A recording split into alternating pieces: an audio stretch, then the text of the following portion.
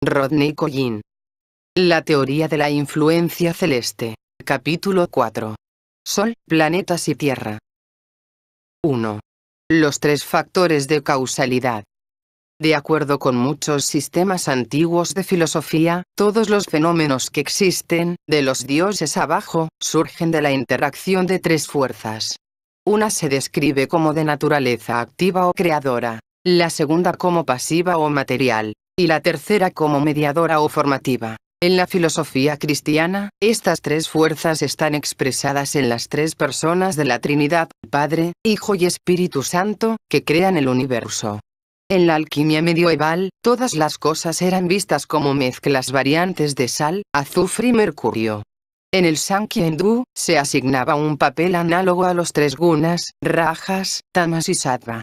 En el hinduismo las fuerzas eran nuevamente personificadas como Shiva, Parvati y Vishnu, y en China adquirieron una calidad metafísica en la interacción del yin y el yang bajo la supervisión del Tao. En todos estos sistemas la naturaleza de las tres fuerzas era universal, esto es, se consideraba que penetraban en todo, en todas partes y en cada escala, desde el mundo de los gusanos al mundo de las estrellas, y desde el efecto de la luz al del pensamiento o aspiración. En la moderna filosofía no existe una idea general semejante de tres fuerzas, aunque se reconocen ejemplos específicos en el protón, neutrón y electrón de la física, o el ácido, el álcali y los agentes catalíticos en la química. Si consideramos las tres fuerzas desde el punto de vista de la física, tenemos que decir que la fuerza activa es la de longitud de onda más corta, de más rápida vibración. La fuerza pasiva la de longitud de onda más larga, vibración más lenta. Y la fuerza mediadora, de una longitud de onda y vibración intermedias. Por ejemplo, la octava de los colores se extiende desde el azul, longitud de onda de alrededor de 4,000 unidades Angstrom, al rojo, alrededor de 8,000.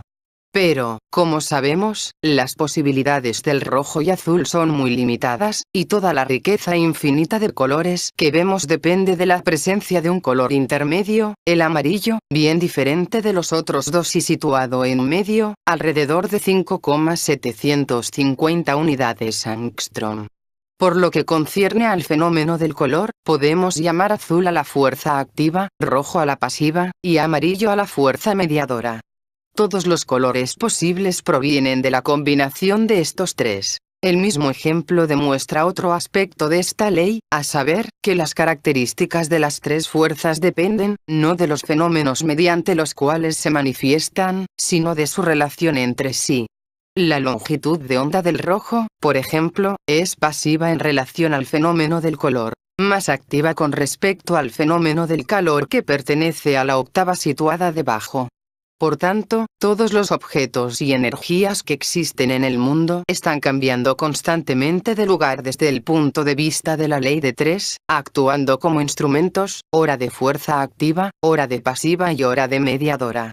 Son exactamente este fluir y los cambios constantes los que hacen que la ley de tres sea tan evasiva a nuestra percepción, y hace necesario tomar separadamente cada ejemplo, aparte de todos los otros. Sin embargo, un ejemplo más general puede explicar mejor la idea. El hombre existe en el mundo, y existen, también, todos los objetos, los bienes, que desarrolla o manufactura con los materiales que le rodean. El hombre es activo, los bienes son pasivos. Pero con solo estos dos factores muy poco podía ocurrir, y era necesario al hombre inventar una tercera fuerza que hiciera posible a las otras dos que actuaran conjuntamente en un número infinito de combinaciones. Esta tercera fuerza es el dinero. Este ejemplo nos lleva a otro aspecto muy interesante de la ley de tres fuerzas. Porque el dinero es invisible. Ciertamente que el papel o el oro son visibles. Pero el poder del dinero es invisible, y con el crecimiento del comercio y el desarrollo de la banca, el dinero siempre tiende a volverse más invisible, más abstracto y a corresponder cada vez menos a cualquier realidad tangible. Y esto hace eco exacto a las explicaciones de la ley de tres que se daban en las filosofías antiguas, las que siempre hicieron énfasis en que la entrada del tercer principio se mantiene siempre invisible al hombre en su nivel habitual de pensamiento y percepción. Por tanto, el tercer principio representa el factor desconocido y reconocido, determinante en cada situación. En algunos casos puede ser solo físicamente invisible, como todos los procesos químicos, que envuelven la interacción del ácido activo y del álcali pasivo, ocurren a través del medio invisible del aire. O, nuevamente, su método de acción puede ser invisible, como el método de acción del catalítico en la química y los fermentos en fisiología, permanecen invisibles. En otros casos esta invisibilidad es más sutil. Su voluntad, deseo y esfuerzo activos son lanzados contra la inercia pasiva de su maquinaria física con todas sus tendencias ingénitas y hábitos adquiridos. Estas dos fuerzas luchan sin llegar a un resultado, hasta que él puede atraer la intervención de una tercera fuerza decisiva, la ayuda de una escuela esotérica y de un conocimiento especial. Esta última fuerza es y debe siempre permanecer tanto física como psicológicamente invisible para los hombres ordinarios. Más aún, dinero, aire, catalíticos, fermentos y escuela, aunque producen grandes cambios en quien entra en contacto con aquellos, permanecen ellos mismos sin ser afectados ni disminuidos. No pueden perder su virtud ni ser gastados. Por tanto, es característico del tercer principio el que siempre es inmutable, invisible e irreconocido, y en los casos en que el hombre es el elemento pasivo, siempre proviene en alguna forma desde un nivel superior, donde no puede ser ni mandado ni manipulado desde abajo. Incidimos en la idea de los tres factores o tres principios en el desarrollo de la multiplicidad desde el absoluto. En relación con los mundos galácticos, también, cualquier análisis que intentemos hacer de las fuerzas que los crean y mantienen, resulta solamente filosófico. Vemos y comprendemos muy poco en este nivel, y cualquier clase de ideas que nos lleguen pertenecen al reino de la especulación metafísica más que al de los fenómenos físicos susceptibles de estudio y prueba. Sin embargo, en la escala particular que estamos por considerar, la creación y mantenimiento de la vida en la Tierra, tres factores físicos surgen con tanta claridad que difícilmente podemos evitar verlos en esta forma. Todos los fenómenos de la vida que no son reconocibles en la Tierra, son productos del Sol, de la Tierra y de los planetas. El Sol provee la fuerza de vida, la Tierra los materiales, los planetas la forma. Sin estos tres elementos ningún ser viviente puede existir. Más aún, estos tres elementos tienen niveles distintos de energía. El Sol, como sabemos, es el más radiante, el más activo. La Tierra es el más inerte, el más pasivo. En tanto que los planetas están situados entre los dos, refractando y reflejando, como la tercera fuerza o mediadora. Un diagrama extraordinario de esta idea puede encontrarse en la fachada de muchas catedrales góticas francesas, donde la ventana resida representa al Sol, las 5 luces inferiores ocupadas por arcángeles a los planetas, y las abundantes figuras talladas alrededor de la entrada, la vida sobre la Tierra que, por supuesto, es la roca sobre la que está construido el todo.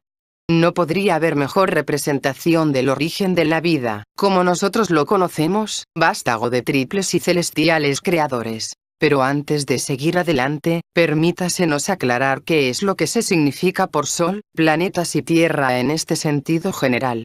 Por Sol se entiende todas sus emanaciones, incluyendo aquellas recibidas como calor, luz, rayos ultravioleta y otras radiaciones hasta ahora no reconocidas, así como su función de sustentar a toda la Tierra en su lugar y órbita apropiadas. Por planetas se entiende el efecto combinado de los movimientos, los reflejos y el magnetismo de los principales cuerpos planetarios considerados como un todo.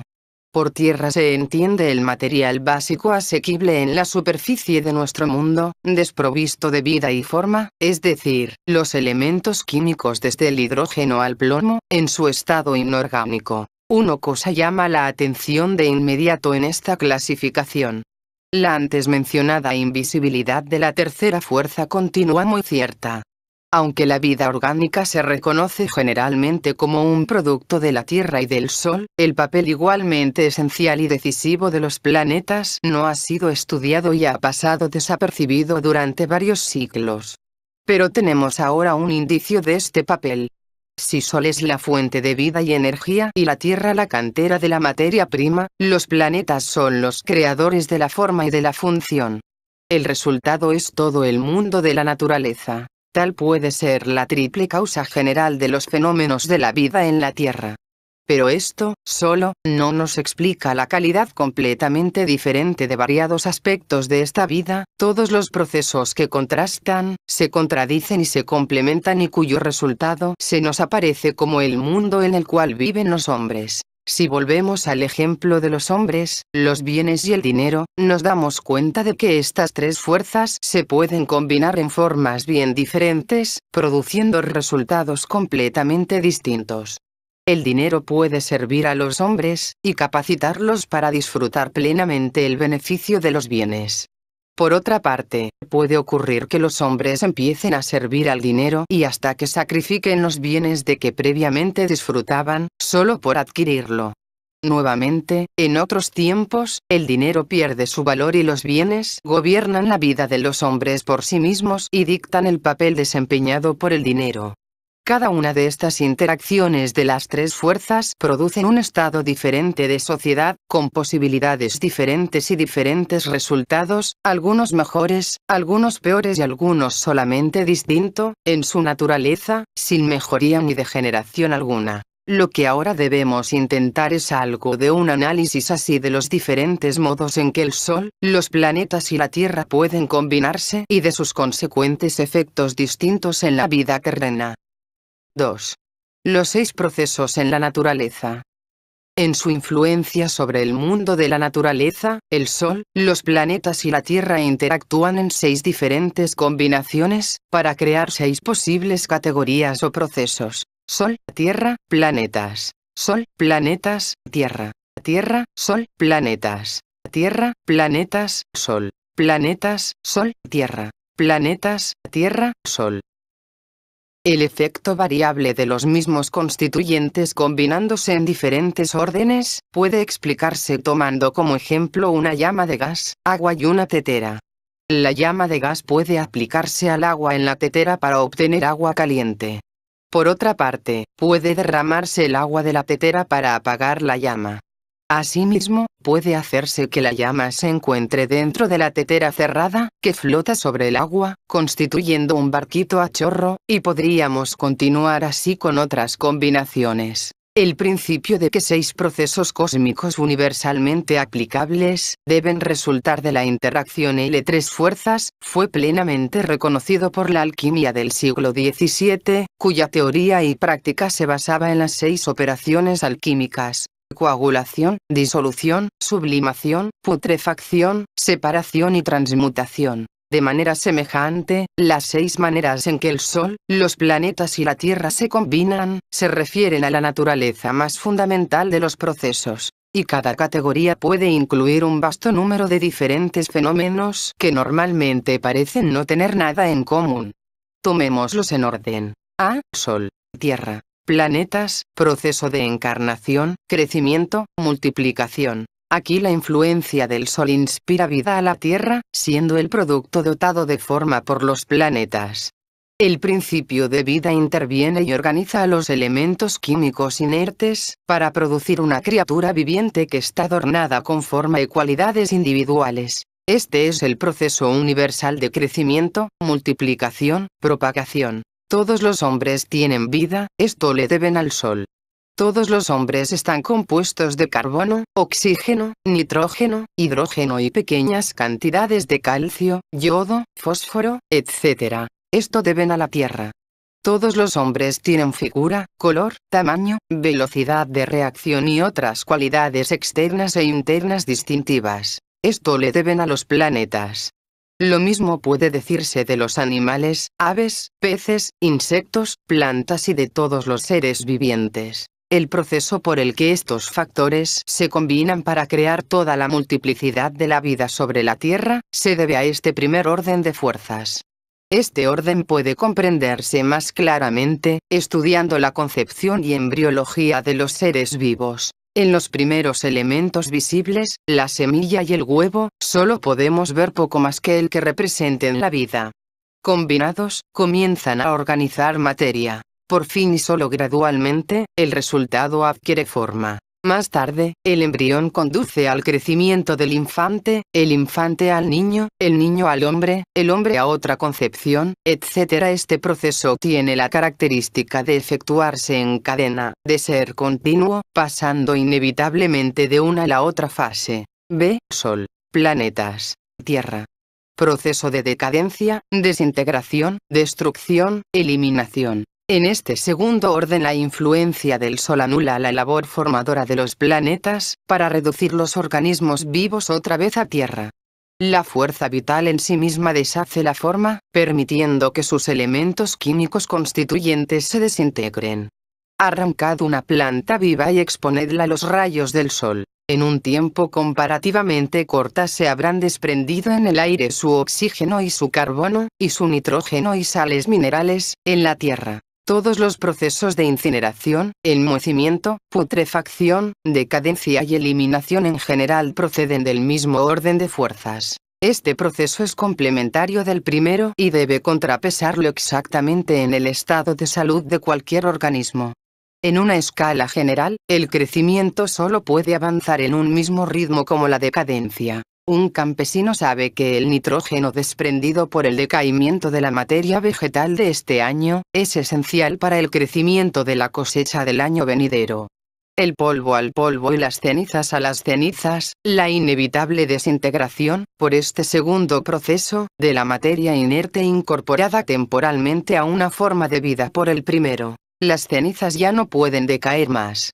Este proceso no es continuo como el primero. C. Tierra, Sol, planetas, proceso de transformación, refinamiento, purificación. La acción a largo término de la vida sobre la Tierra, es la gradual transformación y refinamiento de la superficie de esta. La materia inorgánica es gradualmente transformada en orgánica. La orgánica en animal, etc. Las rocas son destruidas por el viento, la lluvia y las heladas. En 300 años los lechos de lava de los volcanes se convierten en fértiles viñedos. El suelo se convierte en tejidos de plantas, el tejido de plantas en movimiento y sensaciones de los animales. La ley natural comer y ser comido vela la transformación ulterior de la materia, que prosigue en la tercera combinación Tierra, Sol, planetas. La materia amorfa es informada por la fuerza vital y convertida en forma. Analicemos un ejemplo específico. Tomemos una roca como muestra de tierra. El calor solar y el enfriamiento la desmoronan. Los efectos de los planetas que tomamos como ciclos climáticos y meteorológicos, dejan su polvo en lechos del suelo de disposición y tamaño particulares. Estos lechos mismos, en el siguiente paso de la transformación, pueden ser considerados como materia inerte o tierra. El Sol, actuando por fotosíntesis, transforma el suelo en tejido vegetal, en tanto que la acción de los planetas determina la forma en la que el tejido vegetal crece, así como los colores que asume. Asimismo, este proceso, también puede considerarse como complementario del primer proceso de crecimiento, pero de un modo diferente. Y, como vimos en el ejemplo anterior, también es en cadena, conduciendo, naturalmente, de una etapa a la otra, aunque dentro de límites definidos. D. Planetas, Sol, Tierra, proceso de enfermedad, rebelión, corrupción, crimen. En este proceso la forma se desliga de su natural subordinación, y sobreponiéndose al espíritu, reduce el todo a materia muerta. Respondiendo anormalmente a la influencia planetaria, un órgano particular o un grupo de células en un ser viviente, exagera su función dentro de la armonía general y asume un papel dominante. La proliferación incontrolable de las células cancerosas, el exagerado dominio o deficiencia de las glándulas tiroides produciendo neuróticos o retrasados mentales, son ejemplos en la patología humana. Gradualmente, tal dominio aplasta la fuerza unificante que proviene del Sol y reduce a sus constituyentes primarios o tierra, al tejido primero y, después, a todo el cuerpo. Considerando como un todo a la vida en la Tierra, la condición comparable sería que uno de los reinos de la naturaleza se saliera de su papel destruyendo el equilibrio general. Por ejemplo, la humanidad, estimulada hacia actividades patológicas por la influencia planetaria, periódicamente hace la guerra a los reinos animal y vegetal, reduciendo a desierto tal o cual lugar de la Tierra. Este proceso, iniciado en primer lugar por influencia planetaria, representa la rebelión de la parte en contra del todo, del órgano en contra del cuerpo, del individuo en contra de la sociedad. Representa, en este sentido, el crimen. Y así como el veneno engendra más veneno y el crimen más crimen, es continuo y autoperpetuante. Tierra, planetas, Sol, proceso de adaptación, curación, renovación, invención. El quinto proceso representa el redescubrimiento del espíritu por la materia, gracias a la mediación de una forma apropiada. La materia inerte, asumiendo con la ayuda planetaria nuevas formas adaptables a circunstancias cambiantes, atrae hacia sí la intervención de fuerzas solares. El trabajo de este orden es mucho más claro en su aspecto de contraactividad de la enfermedad y el crimen. Curar significa que las materias inertes o venenos producidos por el último proceso, deben reacomodarse una vez más en su forma y lugar correspondientes, permitiendo la renovada circulación de la sangre vital. En donde se han formado desiertos, con el tiempo la misma arena comienza a asumir cualidades orgánicas y a descubrir formas adecuadas a las nuevas condiciones, como las de los cactus y los matorrales. Esto hace posible la presencia de insectos, los insectos la de aves, etc., hasta que la influencia solar es nuevamente capaz de revestir al desierto con toda la plenitud de la vida. Por tanto, este proceso es el antídoto de la enfermedad y prepara el camino al crecimiento. En la escala de asuntos humanos, significa la creación por el hombre de una forma nueva en que pueden operar las leyes naturales. Esta es la invención o descubrimiento. Pero cada invención permanece aislada, cada curación es un fin de por sí. Por tanto, cada operación de este proceso se basta a sí misma y es discontinua. Planetas, Tierra, Sol, proceso de regeneración, recreación, cambio de naturaleza, arte. En este último proceso la forma, dando orden a la materia, se convierte a sí misma en vida o espíritu. La criatura emula al creador y crea por sí misma. Los planetas no son sino las formas o reflejos de la influencia solar. Pero de algún modo, también, pueden aspirar a ser soles y en Júpiter y en Saturno vemos su transformación ya muy avanzada. El planeta, organizando la Tierra o materia que está a su alcance, imitando a su Sol, se convierte en Sol para sus propios satélites y para su propio sistema. Asimismo, en el mundo de los hombres, los grandes artistas, poetas o músicos se esfuerzan por organizar su material, ya sea pintura, piedra o palabras, en un orden que imita el de la creación cósmica. Creando en orden semejante al creado por un poder superior, adquiere en pequeño la naturaleza de ese poder. Los santos y los grandes maestros, que diseminan la luz de la verdad en la oscuridad de la ignorancia y mantienen de acuerdo a las leyes cósmicas a los discípulos que giran en su derredor y dependen de ellos, emulan la fuente de luz solar y la logran para sí mismos. Pero este proceso difiere de los otros en que, mirado por nosotros desde el punto de vista de la forma, esta no acontece. Porque aquí la forma toma por sí misma la iniciativa de crear. La forma por sí sola se hace cargo de dominar a la materia o de elevarla al nivel del espíritu. Este es el proceso de aniquilamiento de la ley de gravedad. Por ella un ser cambia su naturaleza. Es este el proceso de hacer lo imposible. Todos los fenómenos de la Tierra, conocidos y desconocidos, pertenecen a uno u otro de estos 6 procesos. Porque no existen otros. Y otros no son posibles. 3. Los 4 estados de la materia. Las anteriores descripciones han sido, en cierto modo, necesariamente filosóficas. Debernos ahora seguir adelante para examinar cómo estas 3 fuerzas se combinan para producir los 6 aspectos de los fenómenos naturales. El Sol es la fuente de vida. Dicho de otro modo, significa que es la única fuente de radiación electrónica, esto es, de luz, calor, rayos ultravioleta y otros. Solo el Sol da materia en estado electrónico. Otros objetos que parecen hacer lo mismo, solo toman lo ya provisto por el Sol, reflejándolo como los planetas, o desprendiendo algo que ha sido almacenado temporalmente, como una brasa al arder, o como una lámpara de aceite.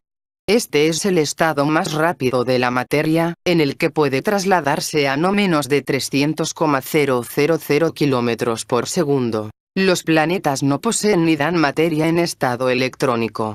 Su porción superior es su atmósfera que, siendo gaseosa, está constituida de materia en estado molecular. Evidentemente, las atmósferas de los distintos planetas no son de la misma composición o densidad de la que nos es familiar en la Tierra. Sin embargo, hay razones para creer que en un grado u otro, casi todos los planetas tienen atmósferas. La de Venus consiste en gran parte de dióxido de carbono, la de Marte de vapor de agua, y la de Júpiter de amonio y metano. Estas atmósferas transforman y reflejan la luz del Sol en un nivel molecular, produciendo cambios correspondientes en la atmósfera de la Tierra, esto es, en las condiciones moleculares de aquí. Por tanto, puede decirse que los planetas controlan a la materia en estado molecular. La materia en este estado es mucho más lenta que la materia en estado electrónico, y su orden de velocidad puede juzgarse que es el mismo de un movimiento molecular típico, el del sonido. El sonido se traslada en el aire al promedio de cerca de 325 metros por segundo, o sea 1.000.000 de veces más despacio que la luz. Finalmente, la Tierra, en el sentido en que la tomamos, una cantera de materias primas, está constituida de materia en estado mineral. Tal materia carece de movimiento natural propio, y es inerte. Ahora podemos ver cómo el Sol, los planetas y la Tierra se combinan para producir la naturaleza o vida orgánica. Significa que la materia en estado electrónico, la materia en estado molecular y la materia en estado mineral se combinan para producir materia en estado celular. Toda la vida orgánica en la Tierra, toda la materia celular está constituida, en un aspecto, de electrones o de materia en estado electrónico. En otro aspecto, de moléculas o materia en estado molecular y, en un tercer aspecto, de minerales o de materia en estado mineral. En los hombres, animales, plantas, estos tres estados de la materia están colocados uno encima del otro, por así decirlo, para crear el estado cuarto o natural de la materia. Esto explica cómo es que todos los seres vivientes sobre la Tierra contienen dentro de sí mismos cuando menos tres estados y velocidades inconmensurables de la materia. En virtud de su estructura electrónica, participan de la naturaleza del Sol. En virtud de su estructura molecular, participan de la naturaleza de los planetas. Y en virtud de su estructura mineral, participan de la naturaleza de la Tierra. Pero las varias formas de vida orgánica contienen diferentes proporciones de materia en estos tres estados. Evidentemente una tortuga con su dura y pesada concha contiene una mayor proporción de materia mineral, sílice y calcio, por ejemplo, que el perro. Y recíprocamente un perro, en cuya vida el olfato tiene tan grande papel, debe contener una mayor proporción de materia en estado molecular que la tortuga. En tanto que, como más adelante se podrá deducir, el hombre, cuyas potencialidades cabales se basan en la recepción e interpretación de impresiones creadas por la luz, debe contener una mayor proporción de materia en estado electrónico que cualquiera de los dos. El hecho de que los cuatro posibles estados de la materia estén tan íntimamente eslabonados con diferentes velocidades, nos da un índice sobre qué clase de vida, de haber alguna, debemos esperar encontrar en diferentes partes del sistema solar. Aparte de su movimiento orbital, que deriva probablemente de algún impulso creador central que se aplica a todo el sistema, todos los planetas y todas las diferentes partes de su superficie se mueven a diferentes velocidades dependientes de su velocidad de rotación. Esta velocidad de rotación parece estar a su vez, íntimamente relacionada con el grado de desarrollo del planeta individual. Los planetas más densos y pequeños, que no tienen lunas, o solo unas cuantas, rotan más lentamente. Los planetas mayores y más rarificados, que soportan mayor número de lunas y que están más próximos a la emisión de su propia radiación, rotan mucho más rápidamente. En realidad la rotación que produce fuerza centrífuga o centrípeta, como sabemos por miles de invenciones humanas, es un método universal de separar materias distintas, de separar lo tosco de lo fino. En un remolino, hojas y ramitas vuelan al centro, el polvo gira en un anillo exterior, en tanto que más allá del polvo solo hay aire en movimiento. Rotándolas y moviéndolas, se hace que materias pesadas graviten al centro, en tanto que las otras se dispersan naturalmente en una serie de capas concéntricas a varias distancias del centro, de acuerdo con su densidad. Mientras mayor sea la velocidad de rotación, más perfecta será la separación. También para los planetas, la rotación da lugar a la separación de materias. Un planeta o satélite que no rota en absoluto, como Mercurio o la Luna, no es sino una esfera de roca sólida y homogénea. Con la iniciación de la rotación, la materia molecular empieza a separarse a sí misma de la mineral y a volar a la superficie para crear el principio de atmósfera. En tanto que entre ambas todavía otra capa de materia en estado celular habrá, a su tiempo, de distinguirse a sí misma. Así como para el hombre la separación de sus diferentes aspectos, físico, mental y emotivo, y su consecuente reconocimiento de estos y su relación con cada uno, es un signo de conciencia y control incrementados, así para los planetas la creciente separación de materias resultante de la rotación, debe también considerarse como un criterio de desarrollo. Es, por tanto, completamente natural que la velocidad superficial derivada de la rotación deba estar íntimamente conectada con el estado de la materia y la forma de vida que haya de encontrarse en los varios planetas. En lenguaje corriente, cuando hablamos de vida significamos materia en estado celular. La existencia en este estado de materia probablemente solo es posible dentro de límites definidos de velocidad superficial. En la misma forma que un manguillo frotado en una manga a determinada velocidad, levantaría magnéticamente pedacitos de papel, y los acomodaría en una forma, lo que no ocurriría si se le frotara con mayor o menor velocidad. Estudiemos la situación de la Tierra, que tiene un diámetro de 12,800 kilómetros y que gira sobre su eje en un día.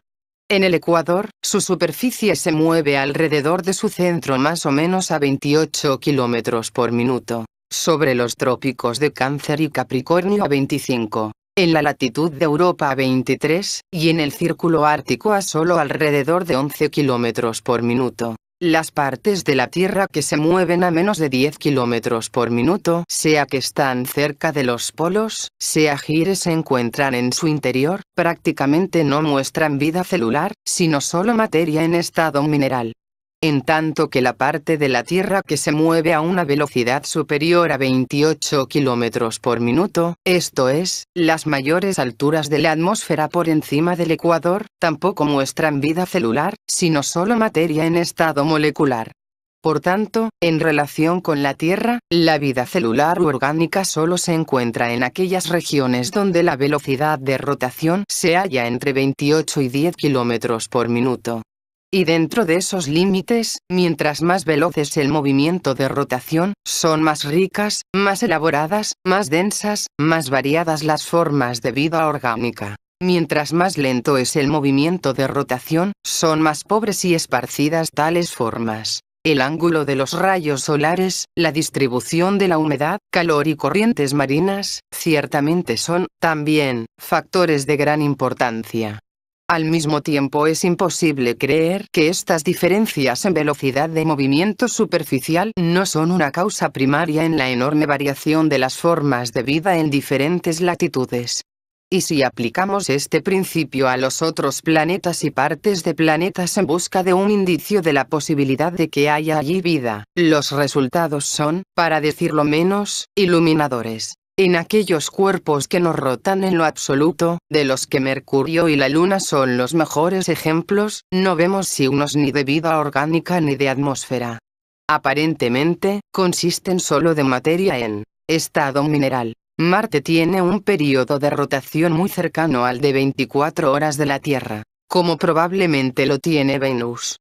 Esta, que tiene aproximadamente el mismo tamaño que la Tierra y cuyas velocidades superficiales parecen también ser semejantes, tiene una atmósfera densa y nebulosa, indicio de mucha materia en estado molecular, pero este solo hecho no nos permite afirmar la presencia de vida celular por debajo. En Marte, que es más pequeño que la Tierra, las velocidades superficiales son considerablemente más lentas. En el ecuador marciano la velocidad superficial es casi equivalente a la de la Tierra en la latitud de sexagésimo, es decir, en la bahía del Hudson o en el norte de Siberia. En tanto que las velocidades más lejos de sus trópicos son semejantes a aquellas del círculo ártico terrestre. Teniendo presente nuestro principio general, no es sorprendente, por tanto, encontrar a la atmósfera de Marte mucho más rudimentaria y rarificada, mientras que las famosas manchas verdes que varían con las estaciones y que podrían muy bien ser producidas por líquenes o musgos, están confinadas a su ecuador. Líquenes y musgos forman por cierto la vegetación característica de esa región de la Tierra con velocidad superficial análoga. En el ecuador de Júpiter, por otra parte, la velocidad superficial es de alrededor de 700 km por minuto, es decir, 25 veces más veloz que la más rápida velocidad superficial de la Tierra. Si existe una conexión entre las pequeñas diferencias de velocidad en la Tierra y la creciente diversidad, riqueza y proliferación de vida hacia el ecuador, entonces es obvio que con una velocidad como esta la diversidad caleidoscópica e intercambiabilidad de formas será tal, que no podrá confinarse en lo absoluto dentro de procesos celulares.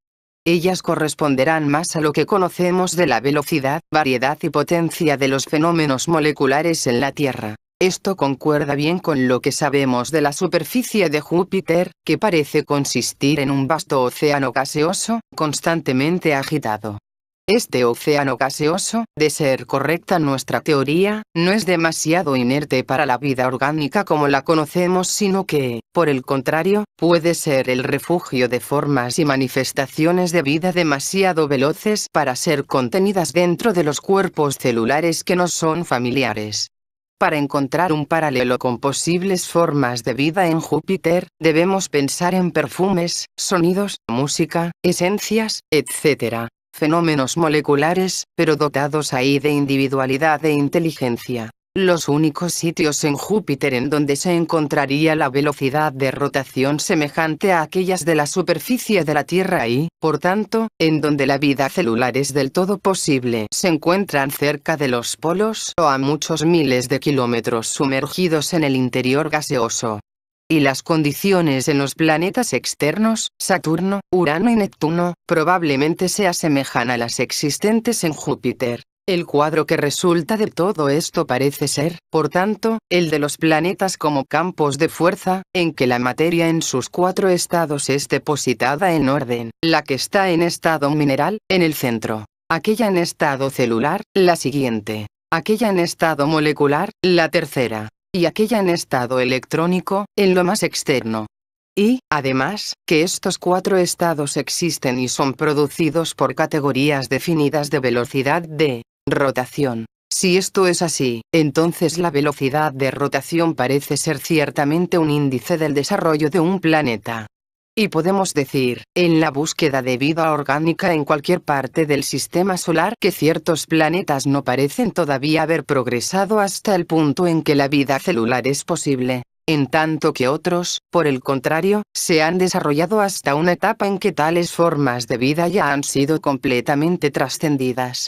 Todos están en diferentes etapas de desarrollo, empero todos son igualmente necesarios a todo el sistema, como de los huesos, la sangre y el cerebro puede decirse que están en diferentes etapas de desarrollo, siendo, no obstante, igualmente esenciales a la existencia de todo el hombre.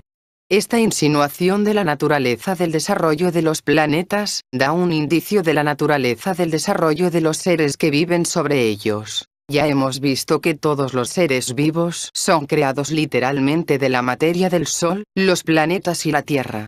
Todos contienen materia electrónica o solar, esto es, materia que en las viejas filosofías se describía como divina, solo que esta materia electrónica puede ser encerrada con más o menos seguridad. Los electrones son encerrados primeramente, por la influencia de los planetas, dentro de átomos y moléculas. Las moléculas a su vez, son encerradas por la naturaleza de la Tierra en las formas minerales. Cualquier proceso de mejoramiento o regeneración de formas naturales o humanas, debe consistir en la liberación de cada vez más materia del cuerpo desde el estado mineral, primero al molecular y, luego al electrónico. Tal liberación estará inevitablemente acompañada por un aumento en la velocidad del organismo, un proceso, considerando la regeneración de la naturaleza en su sentido más amplio, que teóricamente solo está limitado cuando toda la materia de este organismo es liberada al estado electrónico. En semejante condición podría, supuestamente, trasladarse a 300,000 km por segundo y, por tanto, como la luz, existir simultáneamente en todas las partes del sistema solar. Ahora puede entenderse cómo tal liberación actúa en contra de todo crecimiento ordinario y, ciertamente, de todo el proceso de la creación que, exactamente, consiste en el encierro de la energía solar o divina dentro de formas todavía más múltiples y complejas. Es por esto que se ha dicho que el proceso de regeneración está contra la naturaleza y contra la creación.